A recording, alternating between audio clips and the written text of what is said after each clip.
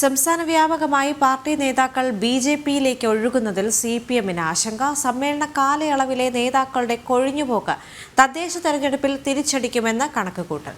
തീവ്ര ഇസ്ലാമിക നിലപാടുകാരെ പ്രീണിപ്പിക്കാൻ നടത്തിയ ശ്രമങ്ങൾ പരമ്പരാഗത വോട്ട് ബാങ്കിൽ വിള്ളൽ വീഴ്ത്തിയെന്നും വിലയിരുത്തലുണ്ട്. സി.പി.എം ഏരിയ കമ്മിറ്റി അംഗവും ആലപ്പുഴയിലെ പ്രമുഖ നേതാവുമായ advocate Bibin C Babu, Mangalapuram area secretary Madhu Mullassery.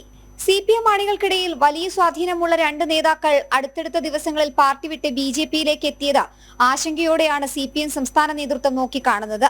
ആലപ്പുഴയിലും തിരുവനന്തപുരത്തും സംഭവിച്ചത് മറ്റിടങ്ങളിലും ആവർത്തിക്കാനുള്ള സാധ്യത പാർട്ടി നേതൃത്വം തള്ളിക്കളയുന്നില്ല. പാർട്ടിയിലെ പല നേതാക്കളും അണികളും അനുഭാവികളുമെല്ലാം ബി.ജെ.പി നയങ്ങളിൽ ആകൃഷ്ടരാകുന്നുവെന്നും നേതൃത്വം തിരിച്ചറിയുന്നുണ്ട്.